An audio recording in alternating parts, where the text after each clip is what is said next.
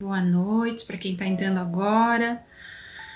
É um tempo muito bom estar com vocês. Que nessa noite o Papai venha falar ao nosso coração, né? Grandemente. Amém. A palavra que eu vou estar falando hoje foi muito interessante, assim, porque hoje à tarde, né, eu estava conversando com Deus e me veio essa pergunta, assim, sabe? Diante de algumas situações que eu tô vivendo e tal. E eu colocando isso na presença de Deus e eu falando pra Ele, né? Não, mas o que o Senhor quiser eu vou fazer, né, Pai? É só o Senhor falar que eu faço. E daí foi nessa ocasião que Ele me fez uma pergunta, né? E eu fiquei bem pensativa e daí fui desenvolvendo através disso, assim, para compartilhar com vocês. E eu espero que seja, assim, uma bênção pro coração de cada uma. Amém? O pessoal ainda tá entrando. Deixa eu ver aqui uma coisa. Certo. Aí eu já vou pedir, porque eu vou ler vários versículos. Eu sei que normalmente a Kelly compartilha os versículos, né? Ela vai escrevendo. Então, quem puder tá compartilhando, se a Kelly mesmo puder, tá nos auxiliando, colocando os versículos que eu for falando, eu vou falar alguns, né? Porque para não ficar abrindo aqui a Bíblia toda hora, então eu vou falando. E daí depois vocês podem estar já anotando, né? E consultando também esses versículos, o que é muito bom também, né? Nós precisamos ser como o povo de Bereia, né? Que a palavra de Deus diz que tudo que Paulo falava, depois eles foram lá ver se realmente era aquilo que estava escrito. Então, que nós possamos fazer isso nessa noite, né? Então já vamos começar, que daí Que bom, Kelly. No finalzinho, daí eu vou chamar a Thaís para ela estar orando conosco. Né? A Thaís é uma bênção, nossa intercessora querida, que eu amo muito também. Então, já vamos começar a leitura. Que vocês possam abrir as suas Bíblias no livro de Lucas, no Evangelho de Lucas, no capítulo 18, do versículo 35 ao versículo 41. Lucas 18, do versículo 35 ao 41.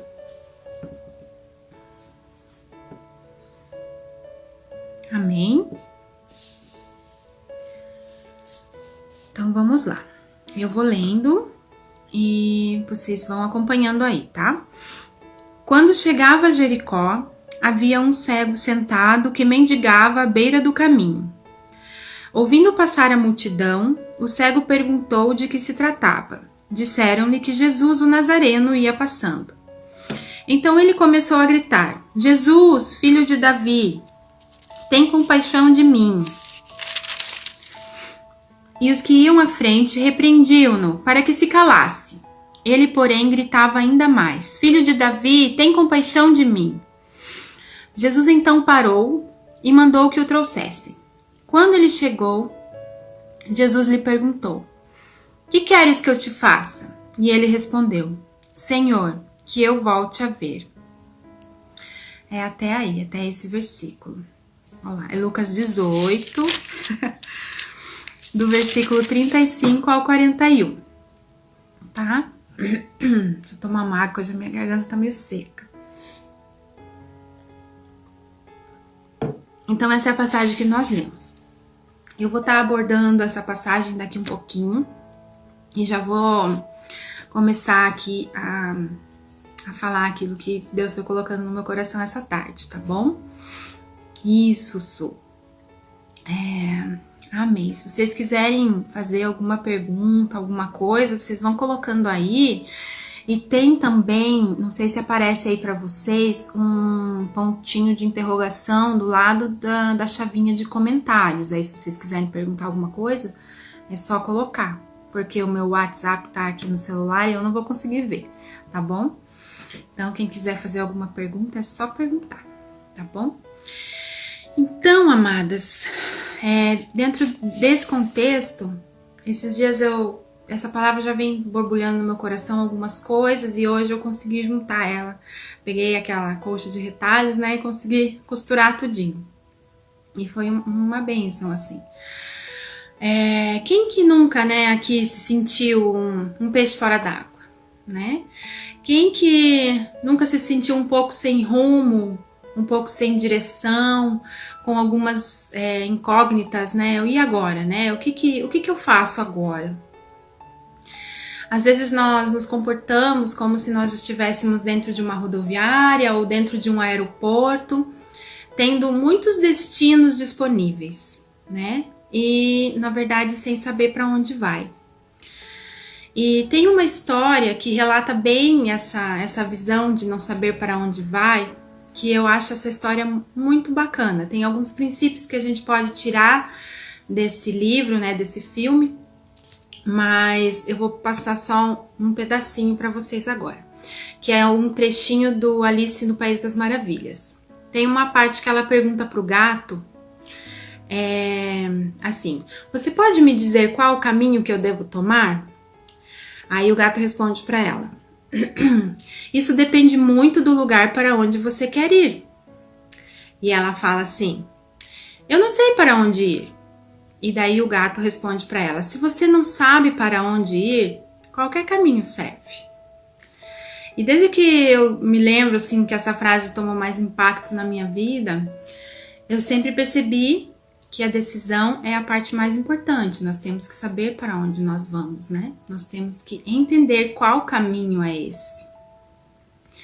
Então, quando nós não sabemos onde nós queremos chegar, nós vamos sempre estar presos dentro dessa rodoviária ou desse aeroporto, com muitos destinos disponíveis para nós, mas nós ficaríamos ali, paradas, né? E em 1 Samuel,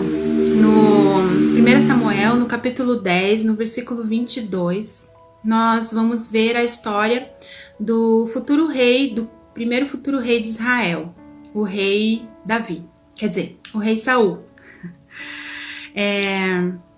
O rei Saul, nessa ocasião aqui de 1 Samuel 10, 22, ele estava escondido entre as malas. Vou explicar um pouquinho esse contexto aqui. O povo de Israel, eles não estavam satisfeitos com apenas Deus governando o seu povo. Então, eles pediram para Samuel que conversasse com Deus, porque eles queriam um rei. Porque todos os povos da terra tinham um rei, mas eles não tinham. Então, sempre foi Deus que cuidou deles, né? E Samuel, muito indignado, levou essa petição para Deus. E Deus falou para Samuel que o povo não estava rejeitando a ele como Samuel, como profeta, né? Estava rejeitando ao próprio Deus, mas que Deus iria atender o pedido do povo. Então, nessa ocasião aqui, o futuro rei Saul, ele já havia... o Samuel já havia encontrado Saul no deserto, já havia ungido Saul para ser o futuro primeiro rei de Israel. E então aqui nessa passagem é quando Samuel reúne todo o povo para fazer o sorteio de quem seria o rei, mas ele já sabia quem seria o rei. E a sorte cai exatamente sobre Saul. Então perguntam para ele, será que ele já chegou? Será que ele já está aqui? Ele estava, mas ele estava escondido entre as malas. E a pergunta, né, que não quer calar. Por que ele estava lá, escondido, né? Entre as malas, né? Ele já tinha sido ungido para o chamado dele, mas o que fez Saul se esconder entre as malas? Né? Onde que ele estava? Ele estava sem rumo. Por que ele estava sem rumo? Por que ele estava ali, estático, parado entre as malas? Por que ele não foi assumir o lugar que era dele por direito? Então, nós vamos separar algumas questões aqui. Se vocês não estiverem entendendo, vocês vão perguntando, tá bom? Qual o motivo que foi dessa inércia de Saul, de ficar parado, né? qual que é o motivo que nos leva muitas vezes a ficar parado? A não saber o que fazer, a não conseguir agir, a ficar às vezes com receio de tomar alguma posição. Talvez seja porque nós não conhecemos o nosso propósito, né? E eu queria te fazer uma pergunta nessa noite. Eu quero saber, você conhece o seu propósito?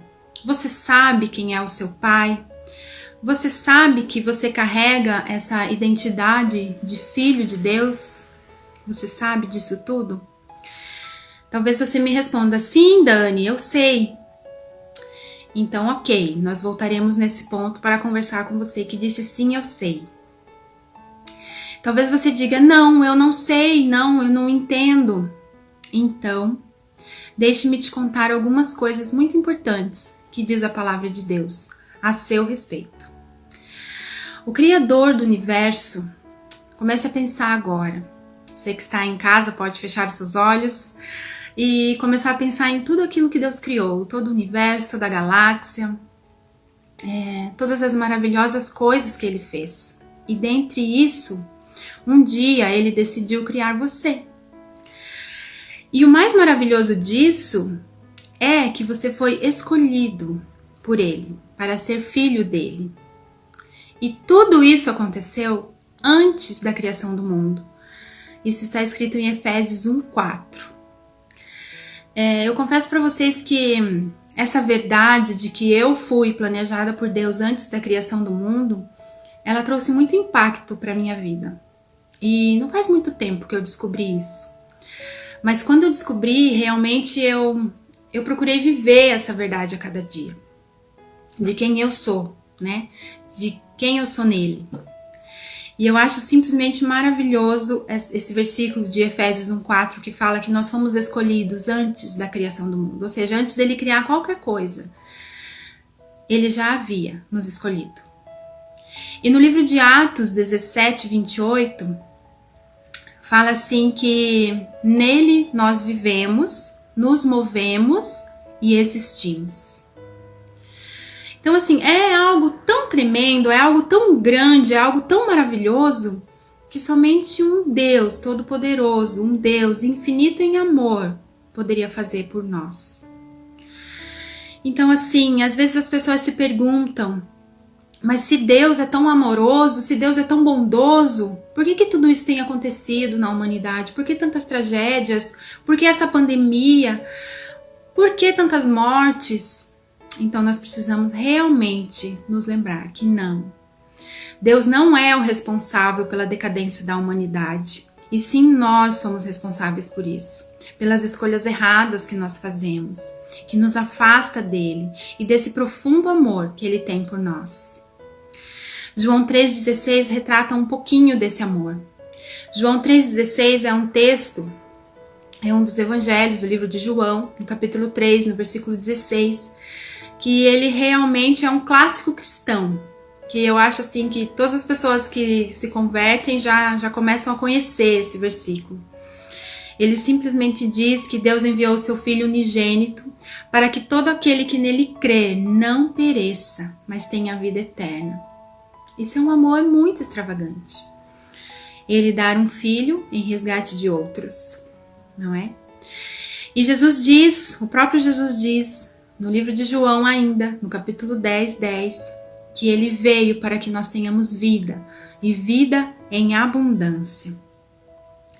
E quando Jesus revela o seu ministério, ele cita um trecho do profeta Isaías. Ele diz assim: o Espírito do Senhor está sobre mim, porque ele me ungiu para pregar boas novas aos pobres. Ele me enviou para proclamar liberdade aos presos e recuperação de vista aos cegos, para libertar os oprimidos e proclamar o ano da graça do Senhor.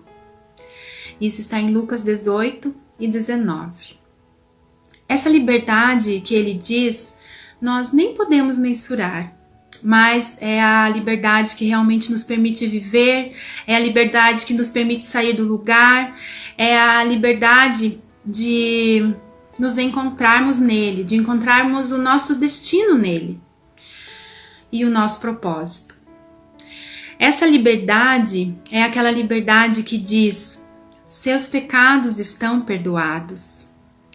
É a liberdade que olha para aquela mulher adúltera e diz: eu também não te condeno. Vai e não peques mais. É como o apóstolo João, quando diz em uma das suas cartas: filhinhos, eu vos escrevo porque os vossos pecados são perdoados por amor do seu nome. 1 João 2,12. E no livro de Isaías, o profeta diz que Deus, ele não lembra mais dos nossos pecados, que ele apaga as nossas transgressões.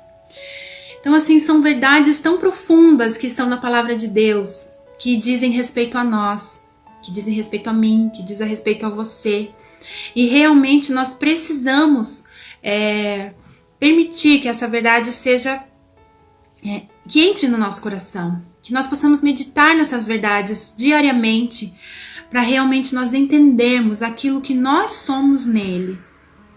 E isso realmente é maravilhoso, né? E Jesus ainda lhe diz mais, ele diz em João 14,6 que ele é o caminho, ele é a verdade, ele é a vida. Então, eu recebo às vezes algumas mensagens de pessoas perguntando para mim e me falando de situações que aconteceram na sua vida e agora a pessoa não sabe como reagir, não sabe como que vai fazer, não se sente perdoada, não se sente amada. E a única coisa que eu posso sempre dizer é o que está escrito na palavra de Deus. É o que João nos ensina. Que nós sim, nós somos perdoados. Nós sim, nós somos amados por esse Pai maravilhoso. E como disse aqui no Evangelho, na carta de Isaías, realmente Deus não lembra mais. E muitas vezes quem acaba lembrando disso, de todas as falhas que nós mesmo cometemos no passado, somos nós, né? Muitas vezes é o próprio diabo que fica sussurrando e gritando nos nossos ouvidos que nós não somos mais perdoados, que nós não fomos perdoados. E esse é um momento realmente de reagir, é um momento de entender que muitas vezes nós precisamos nos perdoar por situações que vivenciamos, por situações que fizemos as pessoas passar e que Deus já não se lembra mais, não é? Então, realmente que isso possa entrar no seu coração nessa noite. E você que já conhece esse Abba Pai maravilhoso e você já reconhece a sua identidade, eu te pergunto nessa noite, qual é o motivo da sua inércia? Por que ficar parado? Por que estar nessa rodoviária, nesse aeroporto que tem inúmeros destinos e você não sabe para onde ir, né? Realmente a pergunta, né? Por que permanecer neste cativeiro? Jesus, ele veio nos trazer liberdade. Em Gálatas 5, no versículo 1, o apóstolo Paulo nos diz que foi para a liberdade que Cristo nos libertou e para que nós não nos coloquemos novamente em um jugo de escravidão. Depois, mais para frente, nesse versículo, o apóstolo Paulo começa a falar que tipo de frutos são esses, né? No versículo 13 ele fala assim: para não usar da liberdade como pretexto para a carne, ações pecaminosas que devem fazer parte de um passado das nossas vidas. Nos versículos seguintes, Paulo daí vai mensurar, vai falar quais são essas ações. Ele fala quais são os frutos da carne e depois ele fala quais são os frutos do Espírito. Então, se nós focarmos os nossos olhos nesses frutos da carne, nós temos que enxergar ali coisas que nós fazíamos, mas que hoje elas não fazem mais parte de uma vida, de uma caminhada, de uma identidade de um filho, de uma filha de Deus. Certo? Uma frase realmente que eu gosto muito desse livro Identidade, que nós temos trabalhado tanto nesse grupo, que temos feito esse discipulado com tantas mulheres, e que tem sido realmente transformador para a vida de muitas delas.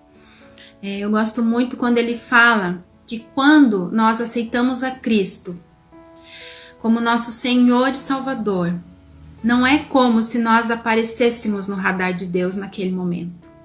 Eu acho muito legal ele trazer essa verdade para as nossas vidas, porque parece que vivemos uma vida inteira desregrado, uma vida inteira longe de Deus, uma vida inteira longe do Pai. E realmente sim, nós vivemos essa vida longe dele.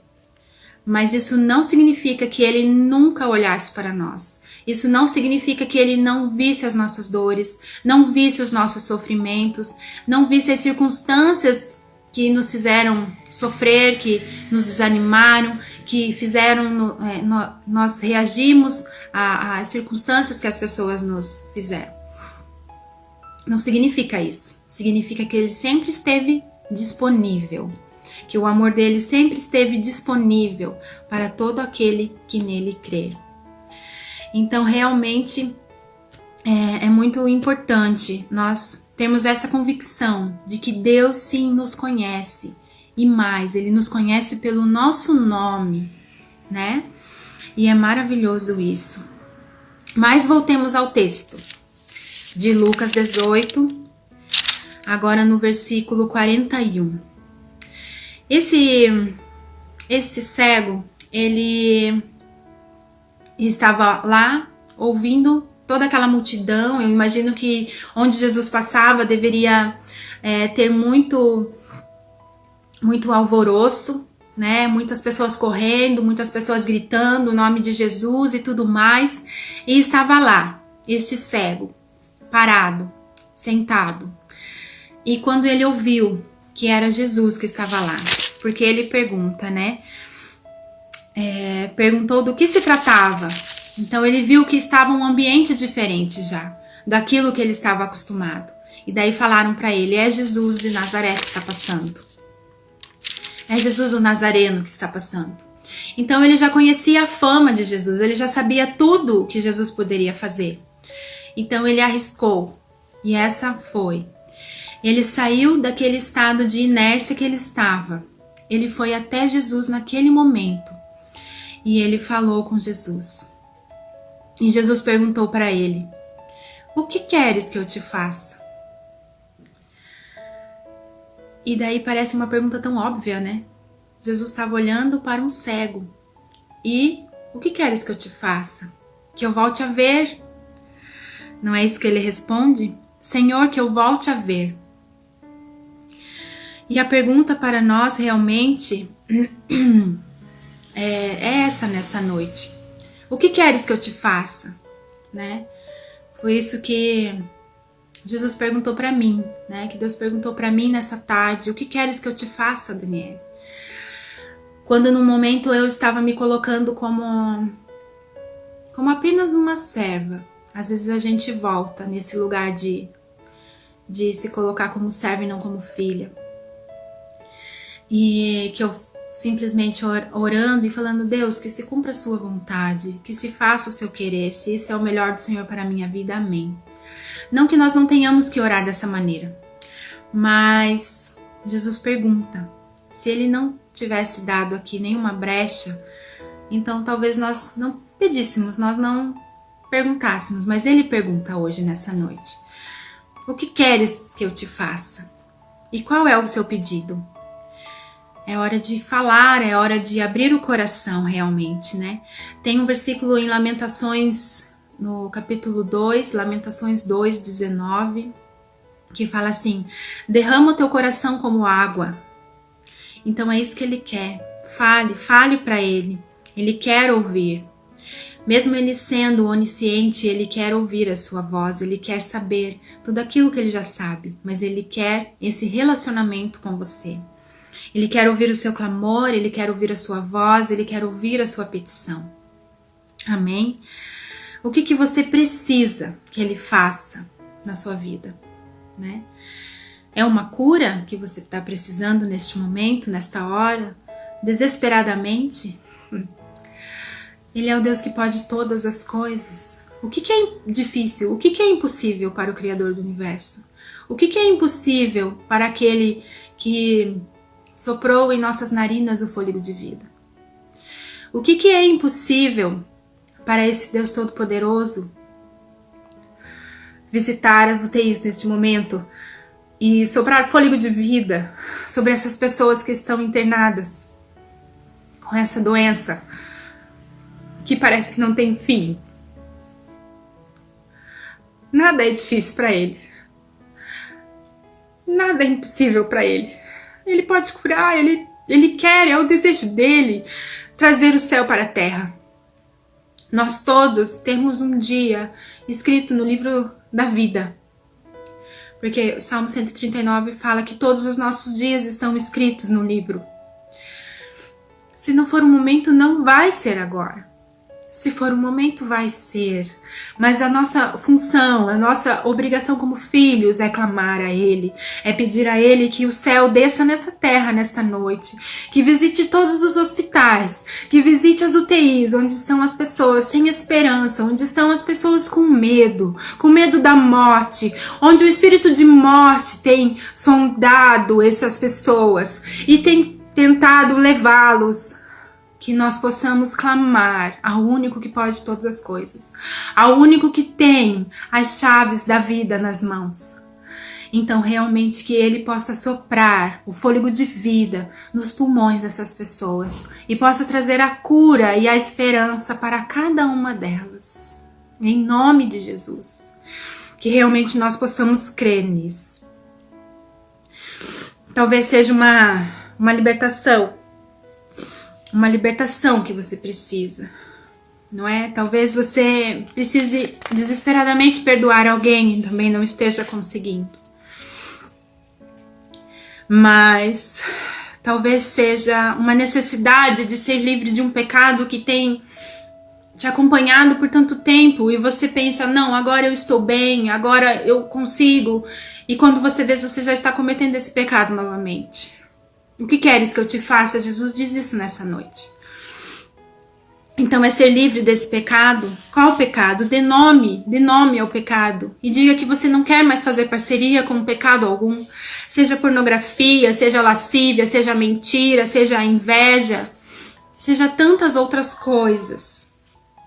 E muitas vezes quando você acaba pecando novamente, o diabo vem e grita nos seus ouvidos. Não adianta. Você é um fracassado, você é uma fracassada, você não consegue, você não mudou nada, você é uma farsa. Quantas pessoas aqui nunca ouviram isso?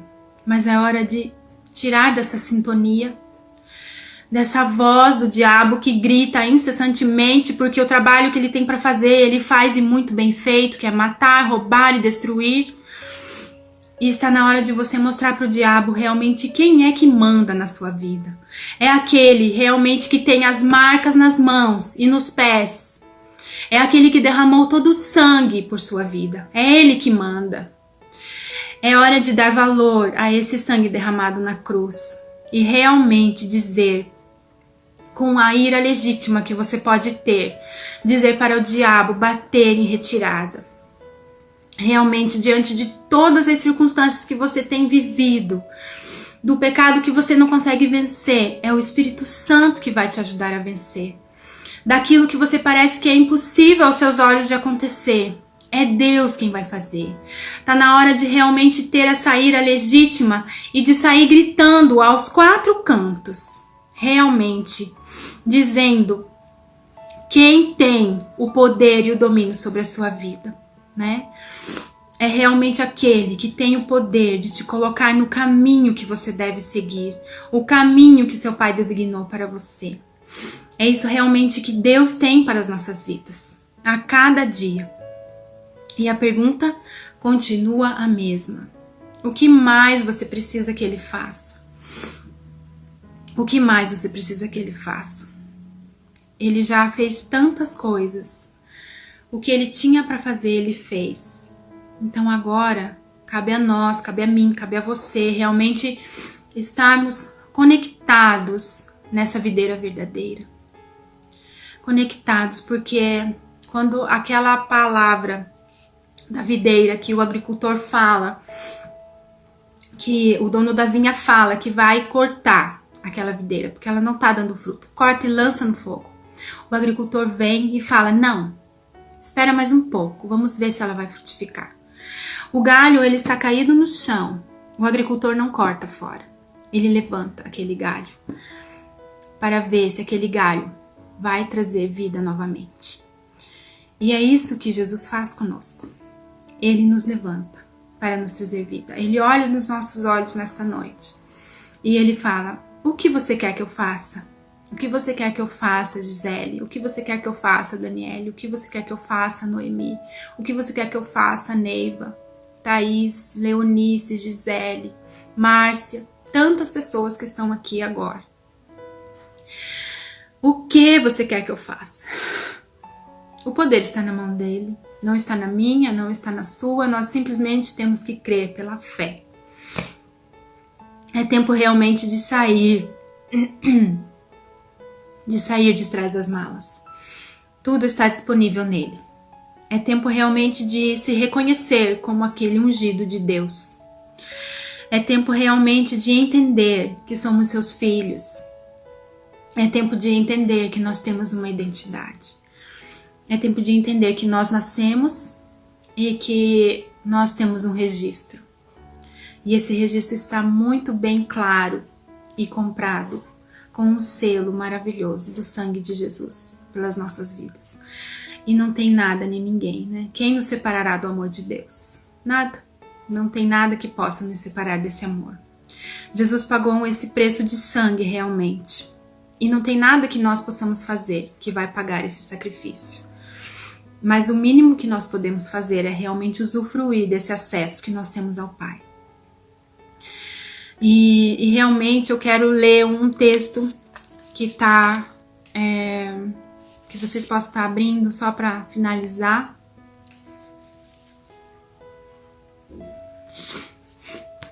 Está em 2 Coríntios 4, o versículo 8 e 9 e o 16 e 18. 2 Coríntios 4, 8 e 9 e o 16 e 18. Diz assim: sofremos pressões de todos os lados, mas não estamos arrasados. Ficamos perplexos, mas não desesperados.